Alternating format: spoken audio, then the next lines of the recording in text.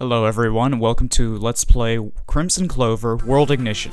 This is a game that was recently released on Steam, and it is amazing.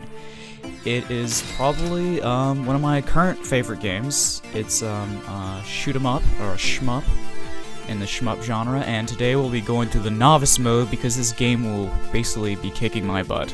I'm not used to this kind of game, but I really love the art and everything, and I've always loved this genre, but I've never been good at the bullet hell version. This is called bullet hell because, as you will see, there is a ridiculous amount of bullets on the screen at once, and your job is to dodge them very intricately with all these weird dodging strategies. We're gonna pick one of our ships. There's Type 3, which is very fast, Type 1, which is more powerful, and Type 2, which is this weird changing balance kind of thing. I like this one because it basically lets you aim in weird different directions. So, let's get started. Playing novice mode, and it will get challenging enough later in the game. Soundtrack on this game is amazing. Alright, so it throws us right into the action right off the bat. You've got your basic bullets, you've got a lock on, which you can use to lock onto the enemies and fire your missiles. And you can build up combo bars and everything, and charge up your brake meter. Let's see, brake rate times 6. That's basically our combo, and the little bar, once you get past these little red units on the bars, you get bombs, which can destroy pretty much everything on the screen, or at least cause damage to it. As you can see, in novice mode, there already is a ridiculous amount of stuff on screen at once, but the bullets are a lot more forgiving. It gets really hard by stage 3. Now you see it says brake standby. I'm going to save this little power, but once you get brake mode, basically your bullets get increased, the rate of fire gets increased for a certain amount of time, and you get lots more points. So brake mode is the kind of pivot point of the game, and you can get 2 of them in a row called double brake, but that's extremely hard to get. I almost never get it. So yeah, a lot of you guys out there who are big fans of the shmup genre will probably go, oh, what a noob, you know, what a beginner, he doesn't know what he's doing. But truthfully, I just enjoy this game. I'm typically very good at video games, but this is quite a challenge, and I just love it for what it is. So I'm just really having a good time right now playing this. I haven't been around much for most LP. Yeah, okay, I already died once, as you can tell. Yeah, I'm not very good at this. So yeah, I'm just really having a good time with this. I may not be the best player at it, but it's just really fun, and yeah, it's what games are meant for, right? To have a good time.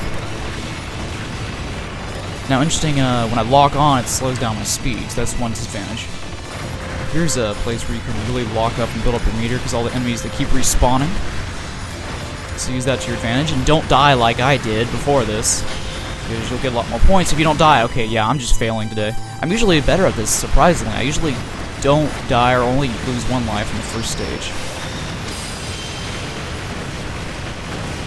I might do a long play of this and try to do a lot better, but that'll be in the future.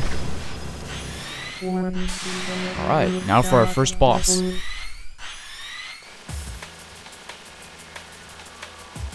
The bosses in this game are ridiculous.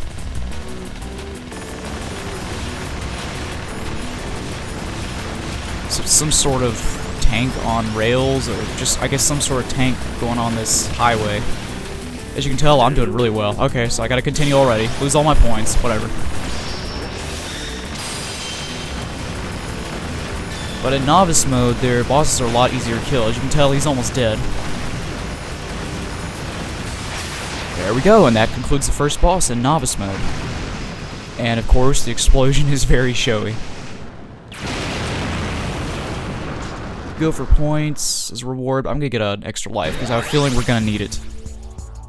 So yeah, I usually do a lot better than that. I think it's just the LP curse, as they call it, where you just die a lot on screen as soon as you start recording. But I really just wanted to show off this game for you guys because it is very good. It's on Steam right now. I think it's about $10. I got it for a little cheaper during the summer sale, but it is worth every penny. Trust me on this. Use this video as proof of purchase, or well, I should say proof of how great this game is. It was actually originally released back on PCs years ago, and then they kept upgrading it. The World Ignition is basically, I guess, the final version, and they ported it to arcades after being made for the PC, which is interesting. Then they released it on Steam. So I'm very happy for this. It would be cool to see this arcades in the West, but I'm guessing it's a Japan only thing. Needless to say, though, I'm just very glad it got a release out here stateside. America has gotten a lot better about localizing games. I only feel bad for the people in the UK or Europe, because a lot of games, when they actually do get localized, they get it much later, and often, as of late, from what I'm seeing, they don't get physical copies. They don't get physical releases, all digital, which is unfortunate, because a lot of collectors and people who don't trust DRM and online digital formats, they want to get the physical release. Be able to look at all that pretty box artwork and stuff like that. I apologize if the audio is not the best quality. I probably need to buy a pop filter, but hopefully you'll see that my audio is for the most part clear and crisp and easy to understand me. I'll play around with the audio balancing later. And this is a sub-boss right here. It almost reminds me of a futuristic 19XX. There's a game released by Capcom in the 1900 shooter series. There's a lot of shoot-em-ups kind of follow that basic formula, but man, I love the sprite art for this game. It's really well designed. All the individual bosses' moving parts. Oh man, this is getting intense. Break mode. Use that to wipe off everything off the screen. Hopefully get some more bombs, because we're going to need them.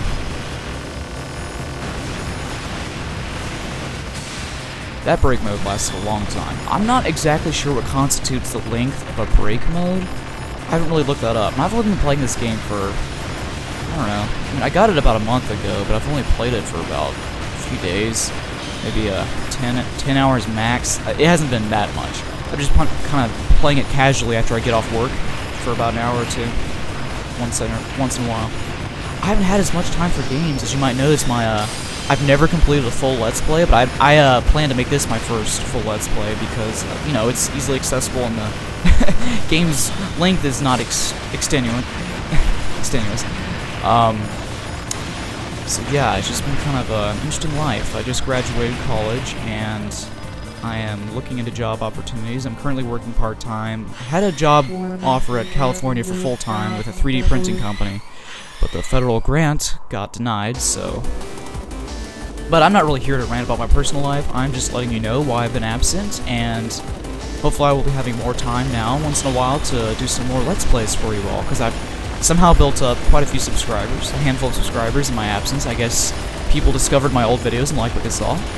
So I'm going to try to please what little fans I have, but I'm thankful for all you guys who watch my videos. Give me money! Just kidding. Well, I'm not kidding, but, you know, I'm just messing around. So yeah, this is a funky little boss here. All these moving parts, and watch out, he will smash down on top of you if you're not careful. Usually his head comes down farther, so I'm surprised he didn't do it that time. I guess he knows he's the boss.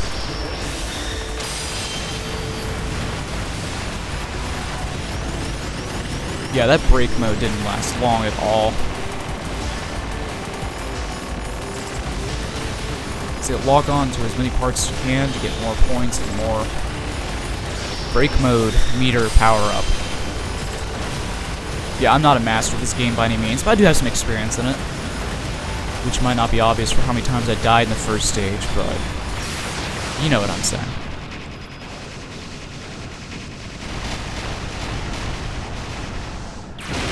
So yeah, that boss wasn't too challenging either, but trust me when I say this third stage is where the difficulty ramps up. And actually, the third stage is probably my favorite stage due to the art direction. It's incredible. You'll see in just a second. On to stage 3. Even the music is just kind of ambient, this ambient trance sound is just beautiful. Look at those little pitcher plants. I love the theme in this. It's like this little dystopian jungle or something. Like an Amazon rainforest with this, I'm guessing those are cave walls that those spider crab things are crawling up. It's quite incredible. I love the art in this stage. It's very fun, but it gets really hard at this stage. Especially about halfway through, trust me.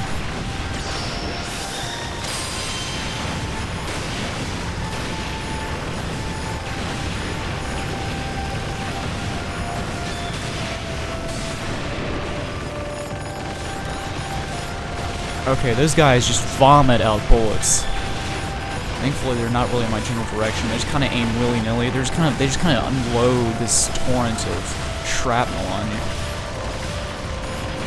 And there's enemies on all sides of the stage. So this stage is where it really starts testing your skills. Like, you have to keep maneuvering and making sure you clear out enemies on both sides, otherwise they will overwhelm you. And this flower is not happy to see us, as you can tell. Sort of a sentry flower, as I'll call them.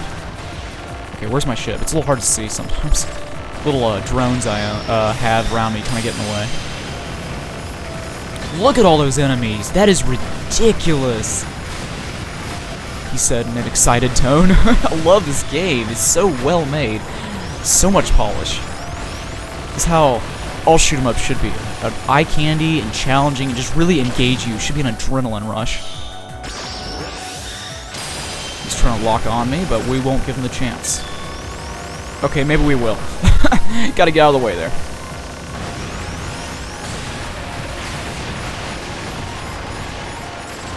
So this sub-boss is interesting. It's like a ship, but it's got legs. It's just walking around. It's kind of creepy, a little uncanny there.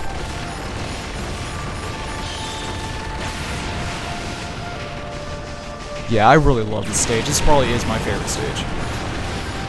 Well, there's enemies in the way, so we can't really get them. Okay, we got extra life because we got enough stars. Certain stars you get, if you get a certain number, you will gain extra lives. Oh gosh, that was close. So these little mines or whatever's flying around can get really annoying. They're very fast. Don't feel guilty about using bombs if you have to. Yeah, you guys really should go out and support the developer. Go buy this on Steam because you will not regret it. And you'll look like an idiot if you record game footage and die as many times as I am. I plan on going through all the different difficulty modes in this Let's Play. I'm starting on Novice, and we're going to go to Normal, which is hard enough, and then Extreme mode, or whatever it was, is just going to be embarrassingly brutal. But I want to show off all the modes and just do my best and just have a good time, really, because boy am I enjoying myself. You know, quick random thought, you know what, I almost wish they ported this to the Vita. I mean, that's just kind of maybe it's an unrealistic thought, but just look incredible and be fun to have it on the go. And I love the 3DS and everything, but I'd rather see it on a brighter OLED screen. It would be really beautiful on there. I guess the 3DS could handle something like this, maybe a slight scaled down version with less on the screen at once due to its low video memory, but the Vita, this would look incredible on the Vita. It'd be fun to have it on the go. But at the same time, I'm playing this on a 40-inch screen, so that looks amazing as well.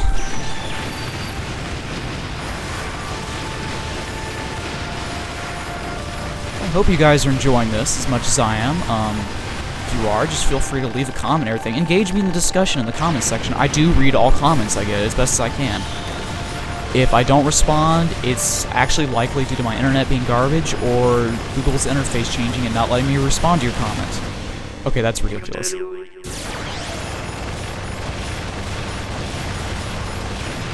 Okay, you need to take care of these guys before they shower the screen like that. Missed all those stars. Oh well.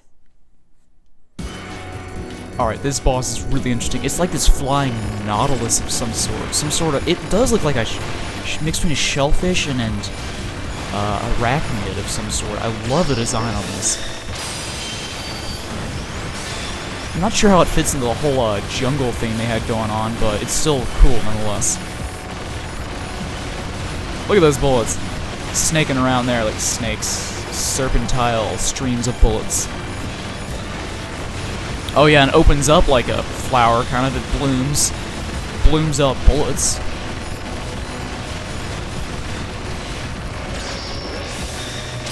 I'd rather not be pollinated with bullets at the moment. I've got a nice long life I'd like to live.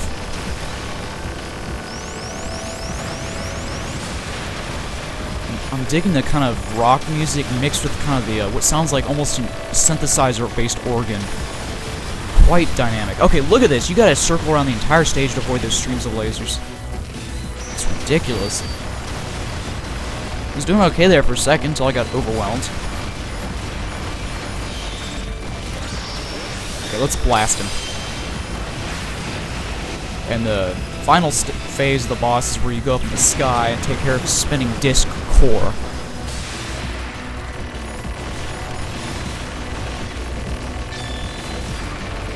Use bullets to, if it wasn't obvious already, use bullets to clear out the screen's bullets. Use your bomb to clear out the screen's bullets. My bad. I'm trying to focus on the game here. I prefer to do live commentary as opposed to post-commentary. It's just, you know, more natural, but it's harder because it distracts me. It's just probably why I've lost some of my lives. Due to that and a lack of skill, I guess. I don't want to blame the game. I'm not Darkside Phil. See you all in the next episode.